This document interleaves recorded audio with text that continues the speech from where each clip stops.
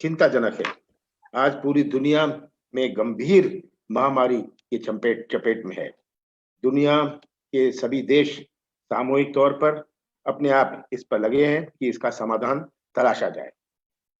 हजारों लोग को रोज इस महामारी की चपेट में आ रहे हैं।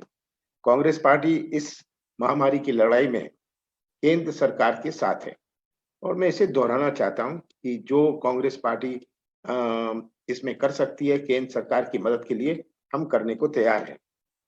हमें मध्य प्रदेश के संदर्भ में कुछ बातें याद रखनी पड़ेगी और मैं आपका ध्यान आकर्षित करना चाहता हूं कि शायद मध्य प्रदेश एक ही प्रदेश है पूरे विश्व में जहां ना तो स्वास्थ्य मंत्री है, ना तो गृह मंत्री है।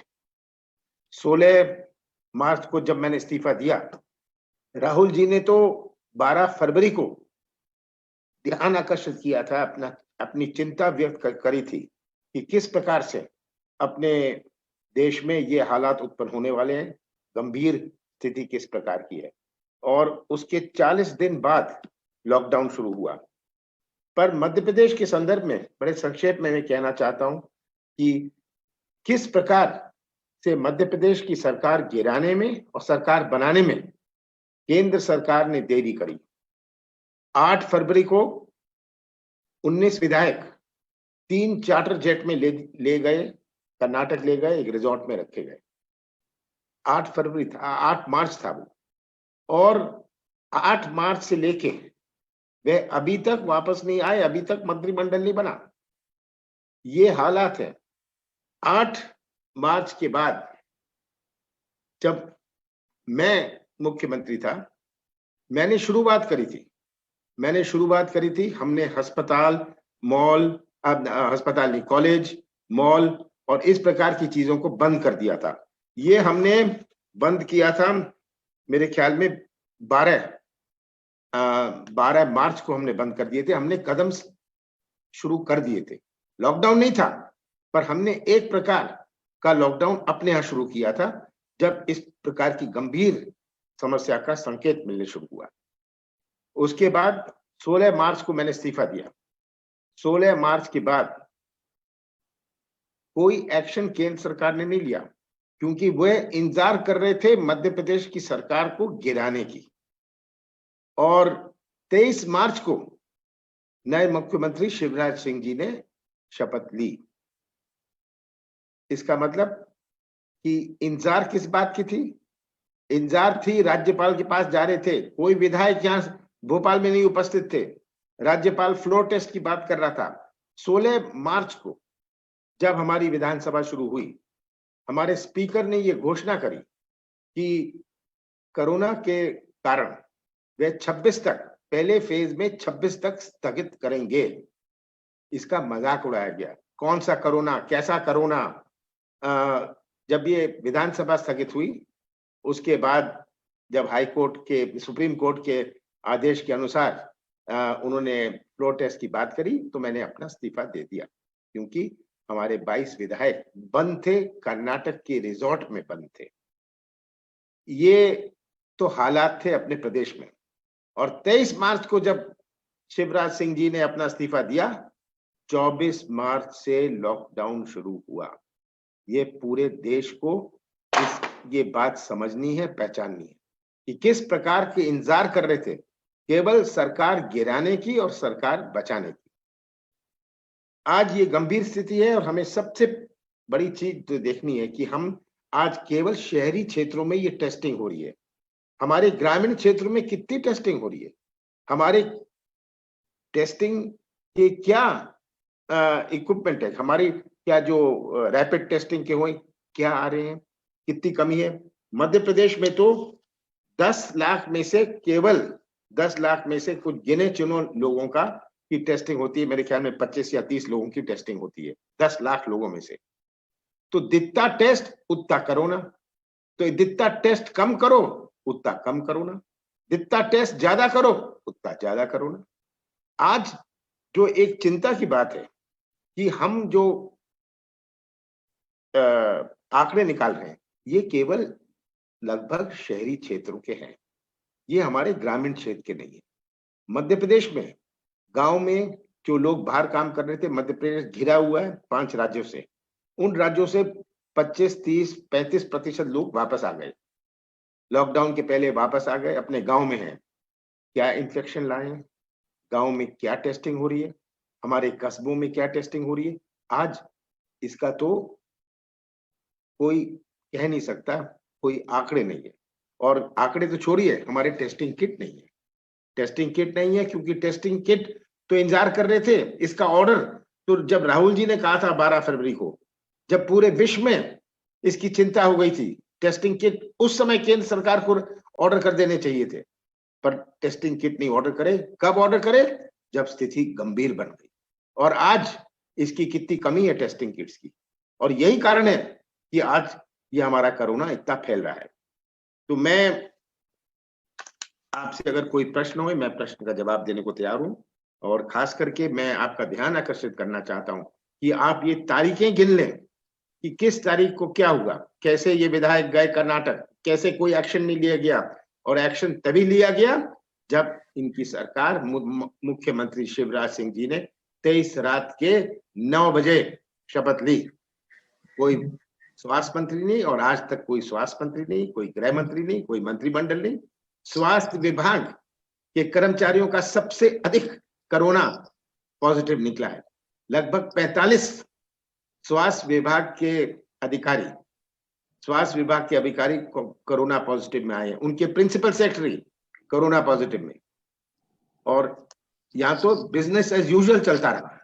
इसीलिए तो ये हेल्थ ऑफिशियल जो थे, जो आपस में मीटिंग कर रहे थे, जो आपस में इनकी मीटिंग मुख्यमंत्री से हो रही थी, अधिकारियों के बीच में हो रही थी, क्या किसी प्रदेश में 45 स्वास्थ्य विभाग के अधिकारी, जिनका मैं मानता हूं प्रथम कर्तव्य है इसका मुकाबला करने में, ये आज कोरोना पॉजिटिव है। धन्यवाद सर। पहला सवाल जो है वो टेलीग्राफ अखबार से है। संजय जी पूछते हैं, Do you suspect Parliament was run till March 23rd to ensure your government is toppled before imposing nationwide lockdown? Power game in Madhya Pradesh delayed Corona action plan. Of course it was. It's obvious. There is no rocket science involved to know this. Parliament was run when Orissa Assembly had been adjourned. So many assemblies had been adjourned earlier. Chhattisgarh Assembly had been adjourned. All the figures worldwide were coming. All countries were expressing concern.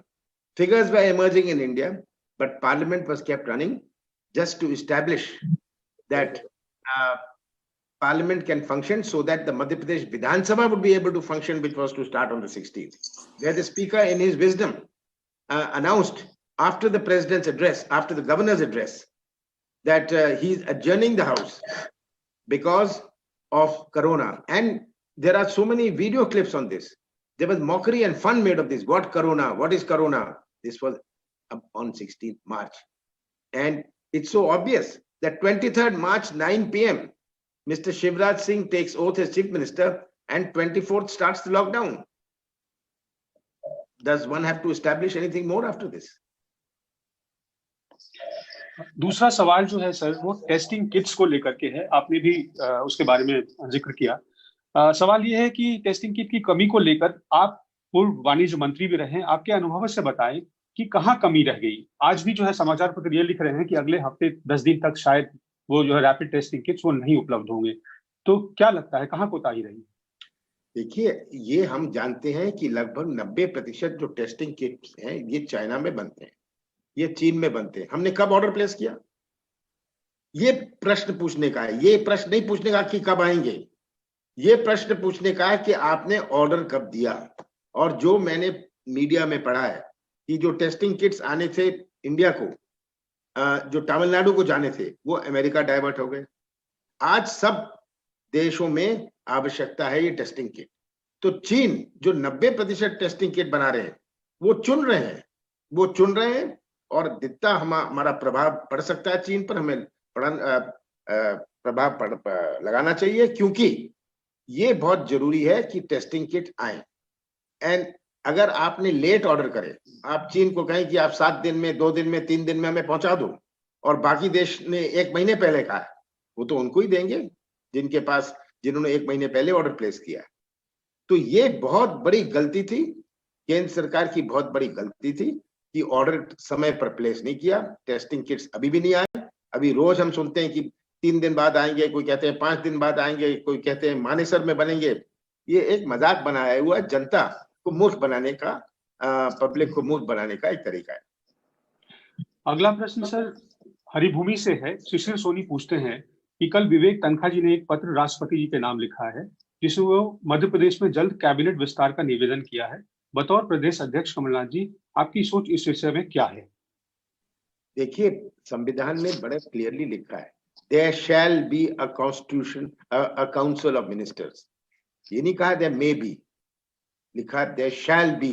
जो मैंने विवेक तनखा जी की चिट्ठी से पत्र, वो एक प्रसिद्ध वकील हैं, उन्होंने इसमें अध्ययन जरूर किया होगा, पर उनकी बात बिल्कुल सही है कि अगर कॉन्स्टिट्यूशन में उन्होंने कोट किया है there shall be a council of ministers, अब ये काउंसिल ऑफ मिनिस्टर्स तो बना नहीं। ये होता है 2 दिन नहीं बना, 3 दिन नहीं बना, 5 दिन नहीं बना, ये तो बात आम होती है कि मुख्यमंत्री केवल शपथ लेते हैं।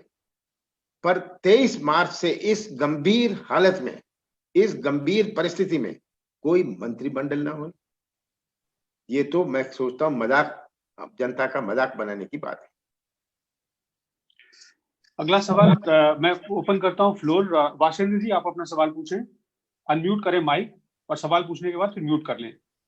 हाँ, मेरा एक सवाल तो ये है कि अभी जो कमलनाथ जी जवाब दे रहे थे कि और विवेक तनखा जी की चिट्ठी के बारे में भी, तो मैं ये जानना चाह रहा हूं कि क्या कांग्रेस पार्टी को अभी भी उम्मीद है कि जब भी मंत्रिमंडल का विस्तार होगा तो जो असंतोष कांग्रेस पार्टी को झेलना पड़ा और कांग्रेस की सरकार चली गई और इनके विधायक बीजेपी की तरफ भाग गए, वही स्थिति बीजेपी को भी झेलना पड़ सकता है मंत्रिमंडल के विस्तार के साथ ही? और जब वहां असंतोष होगा तो फिर कांग्रेस को शायद मौका मिले दोबारा सरकार बनाने के लिए मध्य प्रदेश में उन असंतुष्ट विधायकों को अपने साथ लाकर। हमें उनकी आवश्यकता नहीं पड़ने वाली, पर असंतोष तो होगा, क्योंकि ये डिफरेंस जो है ये इतना कम है। और इन्होंने जिस प्रकार से ये सरकार बनाई है, 22 मंत्रियों को, हमें ये नहीं भूलना चाहिए कि 24 उपचुनाव है। इसमें से 22 उपचुनाव जो हैं, ये जो 22 ने इस्तीफा दिया, जिनसे इस्तीफा दिलवाया गया, ये बहुत बड़े खेल करके किस प्रकार का प्रलोभन, मैं इस पर जाना नहीं चाहता, पूरा मध्य प्रदेश जानता है कि क्या प्रलोभन दिया गया, कितना प्रलोभन दिया गया, मैं इसमें जाना नहीं चाहता हूँ। ये 22 लोगों को अंत में जनता का सामना करना पड़ेगा, जो जिंदगी भर भाजपा की आलोचना करते रहे और कांग्रेस का झंडा लिए घूमते रहे। अब ये झंडा लेके जाएंगे बीजेपी का। सबसे पहले तो स्थानीय लेवल पर बीजेपी के जो कार्यकर्ता हैं, वो कहेंगे ये तो अतिक्रमण हो रहा है, एक प्रकार का हमारे क्षेत्र में अतिक्रमण है, और उनका भविष्य तो चौपट। एक तो उनकी भावनाओं को बड़ी ठेस पहुंची है। पब्लिक आज मूर्ख नहीं है, पब्लिक को भी समझ है। अगर हम देखें, फेसबुक देखें, पूरा सोशल मीडिया देखें, किस प्रकार के प्रश्न उनसे पूछे जा रहे हैं, तो ये 22 में से ये कितने जीत पाएंगे, ये सबसे बड़ी बात है। मैं तो कहता हूं ये 1-2 जीत पाए बहुत बड़ी बात होगी। उसके बाद हमें कोई भारतीय जनता पार्टी के लोगों की आवश्यकता नहीं गई। कईयों ने तो वैसे ही इस्तीफा दिया हुआ है, जिसका इस्तीफा अभी तक सामने नहीं आया। तो ये सरकार कैसे चलेगी? मैं तो शिवराज सिंह से मेरी सिंपैथी है कि वह सरकार कैसे चलाएंगे। ऐसी सरकार जहां 10-12 मंत्री होंगे जो उनकी आलोचना करते रहे, जो बाकी मंत्री बैठे हैं उनकी आलोचना करते रहे, उनके विरोधी रहे, आज वो उनके साथ कैबिनेट में बैठेंगे और गवर्नमेंट चलाएंगे। ये कैसे चलेगी गवर्नमेंट? कमलनाथ जी, एक और सवाल है, अगर विनीत जी और प्रणब मुझे इजाजत दें तो मैं पूछना चाहता हूँ। जल्दी से पूछ लें। हाँ, बिल्कुल, छोटा सा सवाल है। एज कॉमर्स मिनिस्टर कमलनाथ जी का जो एक्सपीरियंस रहा है उसी के बारे में पूछना चाहते हैं कि लगातार एक चर्चा है मीडिया से लेके हर जगह कि केंद्र सरकार की तरफ से एक तरफ कोरोना महामारी लगातार फैलती जा रही थी और दूसरी तरफ वेंटिलेटर और मास्क भारत से बाहर एक्सपोर्ट किया जा रहा था। तो क्या इसको आप एज कॉमर्स मिनिस्टर, जो आपका अनुभव रहा है पुराना, इसको आप जायज मानते हैं? बिल्कुल नाजायज है, ये बिल्कुल गलत था। और केवल ये वेंटिलेटर और किट भी नहीं, और भी जो मेडिकल सामान है उसकी एक्सपोर्ट फौरन बैन करनी चाहिए थी। साथ साथ जो हमारे फूड एरिया में, हमारे एग्रीकल्चर सेक्टर में जिस चीजों का हम एक्सपोर्ट अलाउ कर रहे हैं, बहुतों का तो बंद किया हुआ है, उसको हमने सबसे पहले एज प्रिकॉशनरी मेजर भी बंद कर देना चाहिए था, क्योंकि हम जानते थे अगर ऐसी स्थिति बनेगी। आज हमारे, मैं थोड़ा डाइवर्ट करना चाहता हूं, आज सबसे बड़ी हमारी जो अर्थव्यवस्था की चुनौती आएगी, ये हमारे कृषि क्षेत्र में आएगी। अभी तो सब्जी चौपट हो गई, जगह जगह से, मैं हर जिलों से मैं बात कर रहा हूं, किसी का खीरा हो, किसी का टमाटर हो, किसी का गोभी हो, ये चौपट हो गई। इन्होंने जाके, किसानों ने गांव वालों को कहा जिसको काटना है काट ले जाओ, कि ना कोई लेने वाला, ना कोई भेजने वाला, ना कोई ट्रांसपोर्ट। तो वो सब्जी और फल की फसल तो चौपट हो गई। मुझे पता है अपने क्षेत्र में जहां सबसे ज्यादा संतरा होता है, संतरा तो तोड़ा जाता है जब पक जाता है, आम और केले के जैसे जब कच्चा होता है नहीं काट सकते। ये सड़ा है, ट्रांसपोर्टेशन नहीं हो रही, बड़ी मुश्किल से जो भी हो सका हमने प्रयास किया। पूरे प्रदेश में, और हमारे निमाड़ मालवा का जो सब्जी है पूरे देश में जाती है, ये चौपट हो गई। हमें शुरू करनी थी खरीदी। आज हमारा मक्का होए, हमारा गेहूं होए, हमारा सोयाबीन होए, आज नाम निशान नहीं है। 20 मार्च से ये शुरू होना था, 20 या 22 मार्च से शुरू होना था, ये हो नहीं पाया।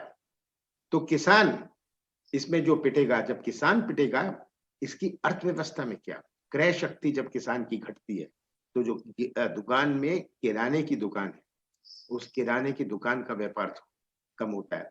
हमारे जो विकास खंड में, तहसील में जो बाजार हैं, छोटे छोटे बाजार हैं, उनका व्यापार घटता है। तो जो आज हमें इफेक्ट होने वाला है कृषि क्षेत्र में, ये पूरे देश को प्रभावित करेगी। हमें ये नहीं सोचना कि ये बड़े उद्योग से क्या होगा, हमें सोचना है कि कृषि क्षेत्र, क्योंकि मध्य प्रदेश में 70% लोगों का जीवन आधारित है कृषि क्षेत्र पर। किसान नहीं है, पर किसी के किराने की दुकान है, किसी कोई ट्रैक्टर का चलाता है, कोई ट्रैक्टर की मरम्मत करता है, कोई मजदूर है। इन सब का क्या होगा? किसान और कर्जे में पिटेगा। कर्जा कैसे अपना चुकाएगा, कि वो तो अपनी फसल बेच के अपना कर्जा चुकाता है। अगर फसल नहीं बिकेगी और ये कहेंगे हम समर्थन मूल्य में अब शुरू करेंगे, मध्य प्रदेश में तो आज 1 किलो की शुरुआत नहीं हुई। हम इंतजार कर रहे हैं ये कब शुरुआत करेंगे, कैसे ट्रांसपोर्ट करेंगे। क्या आपके पास गनी बैग्स हैं? मेरा तो ये प्रश्न है, क्या गनी बैग्स हैं आपके पास? क्या वेयर हाउस है आपके पास? क्या साइलो है? कैसे आप ले जाएंगे? ये परिस्थिति पूरे देश भर में आएगी। और जो आज हमारे डेली वेजेस के हैं, जो रोजाना कमाई करते हैं, उनका क्या होगा? तो एक बहुत बड़ी आर्थिक गंभीरता की स्थिति अपने देश में होने वाली है। कोरोना आएगा, कोरोना जाएगा, हम सब मिलके लड़ लेंगे कोरोना से, पर जो आर्थिक परिस्थितियां बनेगी, जो आर्थिक एक बहुत बड़ा संकट अपने देश में आने वाला है, पूरे विश्व में आएगा। पूरे विश्व का संकट भी अपने देश को प्रभावित करेगा। आज ये केवल दिया जला देने से और थालियां पीट लेने से अगर ये हो सकता है, तो हम भी दिया जलाते हैं। धन्यवाद सर। अगला सवाल मुकेश कौशिक जी का है। मुकेश जी अपना सवाल पूछे। कमलनाथ जी, मैं दैनिक भास्कर से मुकेश कौशिक हूँ। मैं जानना चाहता हूँ कि कोरोना के आधे संकट के दौरान आपकी सरकार रही और उसके बाद से अब शिवराज जी की सरकार है, आप दोनों को इस कैसे टैकल कर रहे हैं? आपकी सरकार ज्यादा अच्छे से टैकल कर रही थी या शिवराज जी में कुछ कमियां हैं जिनको दूर करने की जरूरत है? जब ये कोरोना का संकट चल रहा था और आपकी सरकार को गिराने की पूरी कार्रवाई चल रही थी और देश भर में लॉकडाउन नहीं हो रहा था, तो क्या उस समय भी एक ज्योतिरादित्य के अगुवाई में कांग्रेस के भीतर बगावत मची हुई थी? क्या आपने उनको कभी समझाने की कोशिश की कि छोटे भाई ऐसा नहीं करते हैं, पार्टी को नहीं तोड़ते हैं, अगर सीएम बनने का ही सवाल है तो आप बन जाना? क्या आपने उनसे कुछ रीच आउट किया था? देखिए 12 मार्च को WHO ने घोषणा करी थी कि ये पेंडेमिक की घोषणा 12 मार्च को करी और मैं मुख्यमंत्री था। मैंने 14 मार्च को ही अपने प्रदेश के नागरिकों को इस बारे में अलर्ट कर दिया था। स्कूल, कॉलेज, ये शॉपिंग मॉल सब बंद करने की हमने घोषणा कर दी थी। जैसे ही WHO ने ये घोषणा करी, ये पेंडेमिक की घोषणा करी, हमने तो 2 दिन में कर दिया। उसके बाद 16 तारीख को तो मैंने इस्तीफा दे दिया। अब जो मैं सुझाव दे सकता हूँ, शिवराज जी ने मेरे से 2 दफे बात करी है और हम बात करते रहेंगे, ये भी हमने तय किया। जो हमारे सुझाव है, मैं तो उनका ध्यान आकर्षित करता हूँ। क्रियान्वयन करना, उसका पालन करना उनके ऊपर है। पर मैंने जैसे कहा, मेरी तो उनके सिंपैथी है कि कोई मंत्रिमंडल नहीं, प्रिंसिपल सेक्रेटरी हेल्थ को कोरोना वायरस, 45 हेल्थ विभाग के लोगों को, और आज ये हालत है। आप भास्कर से हैं, आप पूछिएगा अपने भोपाल ऑफिस से कि कितने मरीज गवर्नमेंट हॉस्पिटल में है। 90% मरीज जो हैं वह अपने चिराई हॉस्पिटल में, प्राइवेट हॉस्पिटल में। 90% उनका सर्वाइवल रेट क्या है? और जो 10% बाकी अस्पताल है, उनकी क्या हालत है? अगर सब प्राइवेट हॉस्पिटल में ही अपने कोरोना के पेशेंट्स जा रहे हैं तो ये कैसी व्यवस्था है? आज डॉक्टर नहीं पहुंच रहे। इंदौर में ये हालत है। आज हमारे जहां एम्स है, एम्स में पैरामेडिक काम कर रहे हैं, कोई डॉक्टर नहीं आ रहे। आप पता चलाइए अपने भोपाल ऑफिस से। Thank you, sir. The next question is from Sandeep Phukan from The Hindu. Sandeep, go ahead. Unmute your mic. Unmute your mic, Sandeep.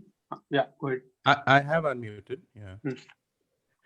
Yeah, sir, I just want to ask you that this is a time when we've seen all political parties close ranks and and putting up a united face. But I want to ask you directly, as the former Chief Minister of Madhya Pradesh, your state has been one of the worst managed states.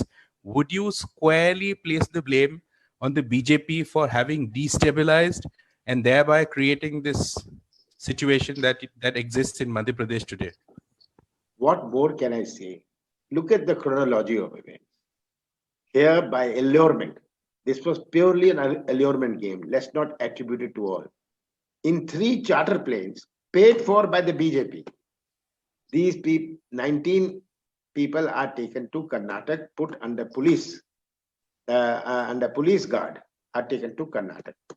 19 people submit their resignations, or 22. In the first phase, I think it was 18 or 19. Who brings the resignations to the speaker?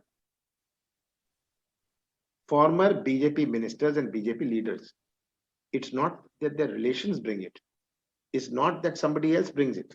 It's BJP leaders who give their resignations on camera to the speaker. What does that show? Then they are forced to resign, again by allurement. Do you think they've done it willingly? Where their whole life they have held the Congress flag. They've criticized the BJP. And they're the same ones who will now sit in the cabinet. Some of them will sit in the cabinet with those who've been bitter opponents of them. And we say everything is hunky-dory, everything is running very well. This is the state of affairs. You can understand the morale of the bureaucracy when they have been witness to this. You can understand the morale of the people and the bureaucracy when they see this instability with 24 by-elections to take place and 22 are of these people. What will be the fate of this government? How will this government run?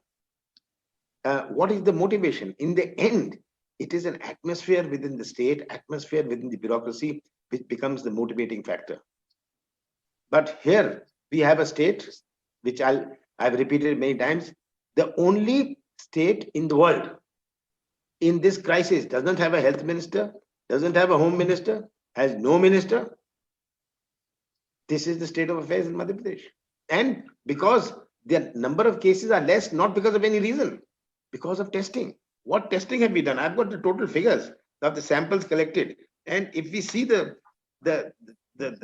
tests which are being done, just a few handful of tests. Just yesterday, about 800 tests have been done in Bhopal, 800 or 900 tests. and see the population of Bhopal.